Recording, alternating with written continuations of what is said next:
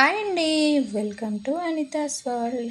ఇదేంటో చూస్తున్నారా? House warming అప్పుడు ఇలా దండలు కడతారు కదండి. ఆ దండలతో పాటు ఇలా బొకేలు కూడా డెకరేట్ చేయించారు. బొకేలు అయితే చాలా అందంగా ఉన్నాయి. మరీ ముఖ్యంగా నాకు ఈ పర్పుల్ కలర్ ఫ్లవర్స్ అయితే భలే అట్రాక్టివ్గా అనిపించాయి. చాలా వీడియోస్లో చూసి సరే నేను కూడా ఈ కొమ్మ నుంచి మొక్కను పెంచుదామని చెప్పేసి కొన్ని 2, 3 కొమ్మలైతే పట్టుకొచ్చుకున్నానండి. మీరు కూడా సీక్రెట్‌గా ఎప్పుడైనా ఇలా పట్టుకొచ్చారా? అయితే కామెంట్ చేయండి. నాలాగా దొంగలుంటే మాత్రం కామెంట్ చేయండి. సరే ప్రాపగేట్ చేయడానికి రూటింగ్ హార్మోన్ అనేది నా దగ్గర పౌడర్ అయితే ఏం లేదండి. అలోవెరా తీసుకున్నాను. అలోవెరాలో కూడా రూటింగ్ హార్మోన్ అనేది ఉంటుంది. మనం ఈ మొక్కలు నాటేటప్పుడు అలోవెరా జెల్‌లో కలిపి ముంచి నాటేస్తే మనకి రూట్స్ అనేవి తొందరగా ఫామ్ అవుతాయని నేను కొన్ని గార్డెన్ వీడియోస్‌లో అయితే చూశాను. సరేనని చెప్పేసి మొక్కని అలోవెరా కొమ్మ కొంచెం తుంచి దానిలో పెట్టేశాను. ఫ్లవర్స్ చూసారా ఎంత బాగున్నాయో. పర్పుల్ కలర్ చిట్టి చామంతి అని నేనైతే పేరు పెట్టానండి. ఆ కలరు, ఆ ఫ్లవరు అసలు అదిరిపోయిందండి. అసలు చూస్తూనే ఉండాలనిపించింది. అంత బాగున్నాయి. కానీ ఆకులు చూసారా సన్నగా గడ్డిలాగా ఉందనమాట. వీటిల్ని ఏమంటారో నాకైతే తెలీదు. నేనైతే పర్పుల్ కలర్ చిట్టి చామంతి అని పిలుచుకుంటాను. ఇక తర్వాత ఉన్న కొమ్మలు మొత్తం కూడా గుచ్చేసినాక ఇలా ఫ్లవర్స్ అన్నిటినైతే కట్ చేసేసాను.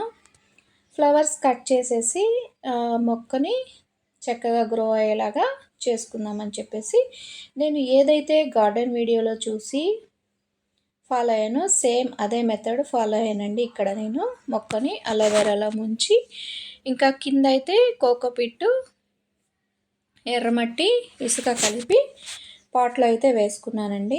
ఆ పాట్లో వేసుకున్న తర్వాత ఆ మొక్కని అలోవెరాలో ముంచి కుండీలో అయితే గుచ్చాననమాట. ఇక పైన ఉన్నటువంటి ఫ్లవర్సు, ఎండిపోయిన కొమ్మలు ఇంకేమైనా ఉంటే అన్నీ కట్ చేసేసాను. ఇక ఈ మొక్క ఎలా పెరుగుతుందో నేను కూడా నా మొక్కల్లో ఇది కూడా ఈ ఫ్లవర్స్ కూడా వస్తాయేమో వెయిట్ చేస్తున్నాను. అయితే ఈ మొక్క అప్డేట్ కావాలంటే మాత్రం ఖచ్చితంగా కామెంట్ చేయండి. చూసారా ఫ్లవర్స్ కట్ చేస్తున్నా నేను వెళ్ళిపోను అని చెప్పేసి ఆ మొక్కకి అతుక్కొని ఉంటున్నాయి. ఇంకా అంత చక్కగా ఉన్నాయండి.